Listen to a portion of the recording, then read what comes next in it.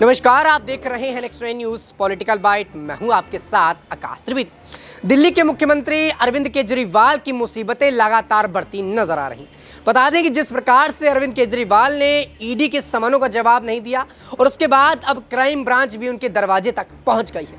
बता दें कि बीजेपी पर आरोप लगाने के मामले को लेकर यहां पर क्राइम ब्रांच ने उनके घर पर दस्तक दी है। दरअसल यहां पर केजरीवाल ये बताते नजर आए कि बीजेपी के नेता उनके विधायकों को खरीदना चाहते हैं। 25-25 करोड़ रुपए की यहां पर नीलामी बताई जा रही है। कहा जा रहा है कितने पैसे देकर उनको खरीदना चाहते। ऐसे में इनकी ही पार्टी के शिक्षा मंत्री अतिशी भी इसी मामले पर रही। उन्होंने बड़ा बयान दिया, लिहाजा बीजेपी को यह बात पसंद नहीं आई। बीजेपी ने इसकी शिकायत कर दी और उसके बाद कार्यवाही की मांग की। यहां पर क्राइम ब्रांच की टीम अब इन दोनों नेताओं के घर पर पहुंच चुकी, इनको नोटिस दे चुकी। ऐसे में अब लगातार सवाल ये उठते हैं कि 5 समन अरविंद केजरीवाल को ईडी की तरफ से गए, केजरीवाल को यहां पर इसके बाद क्राइम ब्रांच का यहां पर नोटिस पहुंच गया, तो क्या केजरीवाल अब चुनाव से पहले ही गिरफ्तार हो जाएंगे? क्योंकि उनके पार्टी के कई नेता अभी जेल में हैं। संजय सिंह की बात करें, मनीष सिसोदिया की बात करें, जेल से नहीं निकल पा रहे और ऐसे में अतिशी सिंह के गर्दन पर भी अब गिरफ्तारी की तलवार लटकती दिखाई दे रही है। मेरे साथ मेरे सहयोगी नाजमीन जुड़ी है। नाजमीन, मेरा सवाल आपसे रहेगा कि जिस प्रकार से केजरीवाल, अतिशी सिंह, उनके पार्टी के कई नेता ये बयान दे रहे हैं कि बीजेपी वाले उनको तोड़ना चाहते, शुरू से ही उनको धमकाने की कोशिश कर रहे हैं और ईडी सीबीआई को आगे करते हैं और इसी के चक्कर में विपक्ष को तोड़ना चाहते हैं और सबसे ज्यादा उनको डर लगता है आम आदमी पार्टी से, इसीलिए वो इस तरह के काम कर रहे हैं। मेरा सवाल यही रहेगा कि क्या अरविंद केजरीवाल इस पूरे मुद्दे के बाद ईडी के समन के जवाब न देने पर, क्राइम ब्रांच की नोटिस पर जवाब न देने पर, क्या वो चुनाव से पहले जेल चले जाएंगे? देखिए, इस बात की आशंका जताई जा रही है कि अरविंद केजरीवाल की गिरफ्तारी जल्द हो सकती है, क्योंकि जब झारखंड के पूर्व मुख्यमंत्री हेमंत सोरेन की गिरफ्तारी हो जाती है, वो नहीं बच पाते इन सरकारी एजेंसियों के शिकंजे से। अब देखिए कि 10 से 11 समन हेमंत सोरेन को जारी किए गए। यहाँ पर यह कहा गया कि कॉर्पोरेट हेमंत सोरेन करते हुए नजर नहीं आ रहे थे। गिरफ्तारी हो जाती है, बेशक झारखंड में फिर से उनकी सरकार बन जाए, लेकिन गिरफ्तारी की बात अगर करें तो अरविंद केजरीवाल पर भी यही तलवार लटकती हुई नजर आ रही है। क्योंकि अरविंद केजरीवाल की पार्टी की बात करें तो एक भ्रष्टाचार के मामले नहीं देखने को मिल रहे हैं, एक घोटाले के मामले देखने को नहीं मिल रहे हैं। शराब घोटाला तो प्रमुख घोटाला है, जिसमें एक एक करके कई चेहरों के नाम शामिल होते हुए नजर आ रहे हैं। संजय सिंह, मनीष सिसोदिया, अरविंद केजरीवाल की भागीदारी बताई जा रही है। यह कहा जा रहा है कि चार्जशीट में राघव चड्ढा का नाम भी शामिल है, लेकिन अभी उन पर आरोप सिद्ध होते हुए नजर नहीं आ रहे हैं, इसलिए सिर्फ चार्जशीट में नाम दाखिल है। लेकिन अगर ईडी की कार्यवाही अगर तेज होती हुई नजर आई तो राघव चड्ढा की गिरफ्तारी भी आप मान सकते हैं। तो उसी के साथ साथ यहाँ पर सौरभ भारद्वाज हैं, आतिशी हैं, ये कई ऐसे प्रमुख चेहरे हैं आम आदमी पार्टी के लिए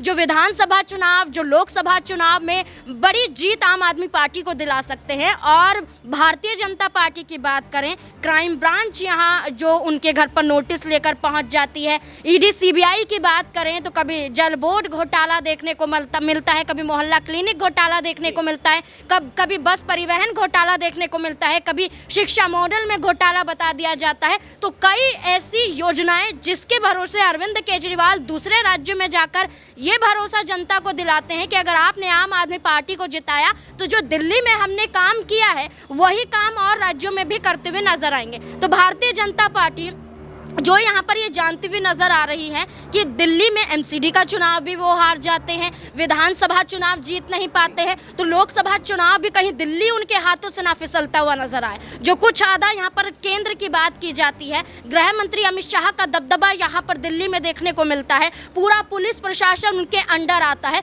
तो उनको खतरा सता रहा है कि लोकसभा का चुनाव दिल्ली से हार गए तो दिल्ली से पूरी की पूरी सत्ता भारतीय जनता पार्टी की खत्म ही हो जाएगी और ऐसे में पैर पसारना काफी मुश्किल हो जाएगा। इसलिए अरविंद केजरीवाल पर कई घोटाले, कई भ्रष्टाचार के आरोप लगाए जाते हैं और ऐसे में हेमंत सोरेन की गिरफ्तारी हो जाती है। बिहार में ईडी सीबीआई की कार्यवाही देखने को मिल रही है, तो हो सकता है कि दिल्ली में अरविंद केजरीवाल का अगला नंबर हो, अरविंद केजरीवाल की गिरफ्तारी हो जाए। तभी तो अरविंद केजरीवाल की पार्टी कहती हुई नजर आती है कि जेल से भी सरकार चलाने के लिए तैयार है, यानी कि उनको मालूम है कि ऐसा हो सकता है। वाकई में देखिए, ये बात लगातार अरविंद केजरीवाल, उनकी पार्टी के कई नेता कर चुके हैं। इससे पहले भी और अभी भी ये बातें चल रही हैं कि अगर केजरीवाल यहाँ पर गिरफ्तार होते हैं तो हम अपनी पार्टी का निर्वहन हूबहू वैसे ही करेंगे जैसे अभी हो रहा है। अगर केजरीवाल जेल में भी रहते हैं तो भी दिल्ली की जनता को फ्री पानी, फ्री बस, यहाँ पर जो सुविधाएं मिल रही थी वो खत्म नहीं होंगी, बिजली जो फ्री मिल रही वो भी खत्म नहीं होगी और इसी तरह चलती रहेगी। लेकिन अभी देखा जाए तो अरविंद केजरीवाल के गर्दन पर गिरफ्तारी की तलवार लटक रही है,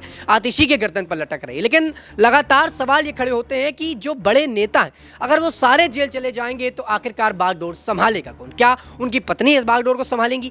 क्या उनके पार्टी के जो एक आध गिने चुने नेता बचते हैं वो बागडोर संभालेंगे? और क्या आम आदमी पार्टी आने वाले समय पर उभर पाएगी इस हमले से या फिर नहीं? सवाल मेरा अंतिम रहेगा नाजमीन आपसे कि यहाँ पर अगर केजरीवाल की गिरफ्तारी हो गई, अगर यहाँ पर आतिशी की गिरफ्तारी हो गई तो क्या यहाँ पर पार्टी का गठन राघव चड्ढा के हाथ में, सौरभ भारद्वाज के हाथ में आएगा और क्या वो निर्वहन कर पाएंगे? और क्या आने वाले विधानसभा चुनावों में, लोकसभा चुनावों में बीजेपी को कहीं भी टक्कर दे पाएंगे? देखिए, यहाँ पर इन नामों के अलावा आपने एक और नाम का जिक्र किया, अरविंद केजरीवाल की पत्नी का। तो कुछ वक्त पहले जब ये कहा जा रहा था कि बस पहले समन की बात कर लेते हैं, तो पहले समन के जवाब में अरविंद केजरीवाल ईडी दफ्तर नहीं पहुंचते हैं, तो आम आदमी पार्टी हवा काटते हुए नजर आते हैं कि आज ही केजरीवाल की गिरफ्तारी हो जाएगी, अरविंद केजरीवाल को गिरफ्तार करने ईडी अधिकारी पहुंच जाएंगे। तब यहाँ पर एक नाम उभर कर सामने आता है कि हो सकता है कि सुनीता यहाँ पर उनकी जो पत्नी है वो भी चुनावी मैदान में उतरती हुई नजर आए। हो सकता है कि सीएम कुर्सी उन्हें सौंप दी जाए, क्योंकि उदाहरण आप कई देख सकते हैं। झारखंड में जिस तरीके से सियासी ड्रामा देखने को मिला था, उस बीच में कल्पना सोरेन का नाम सामने आ रहा था। बिहार में आप देखेंगे तो लालू प्रसाद यादव ने खुद अपनी पत्नी को एक बार मुख्यमंत्री बनाया है। बिहार की बागडोर संभाल चुकी हैं राबड़ी देवी। तो दिल्ली में ये सत्ता उनकी पत्नी के हाथों क्यों नहीं जा सकती है, ये भी कहा जा रहा था। इसको लेकर समर्थन यहाँ पर आम आदमी पार्टी के नेता करते हुए भी नजर आ रहे थे। लेकिन अगर कहा जाए कि वो राजनीति से जुड़ी हुई नहीं है, तो अगर इस चेहरे को अगर हम साइड कर दें तो यहाँ पर कई और ऐसे चेहरे उभर कर सामने आते हैं। आप आतिशी कहते हैं कि यहाँ पर अगर उनके ऊपर तलवार लटक रही है, तो सौरभ भारद्वाज भी एक ऐसा चेहरा है। राघव चड्ढा खुद पंजाब की बात करें तो बागडोर संभालते हुए नजर आते हैं, राज्यसभा सांसद है राघव चड्ढा। तो ऐसे में राघव चड्ढा एक बड़ा चेहरा, एक युवा चेहरा, और दिल्ली में जो चाहिए यहाँ पर राघव चड्ढा अरविंद केजरीवाल के कामों को यहाँ पर बेहतर तरीके से दिखा सकते हैं। तो बिल्कुल यहाँ पर राघव चड्ढा का भी नाम हो सकता है। वाकई में देखिए, राघव चड्ढा भी यहाँ पर मुख्यमंत्री की कमान संभाल सकते हैं आने वाले वक्त पर। लेकिन जो सबसे ज्यादा कयास है वो उनकी पत्नी को लेकर ही है कि अरविंद केजरीवाल की पत्नी ही यहाँ पर वो बागडोर संभाल पाएंगी।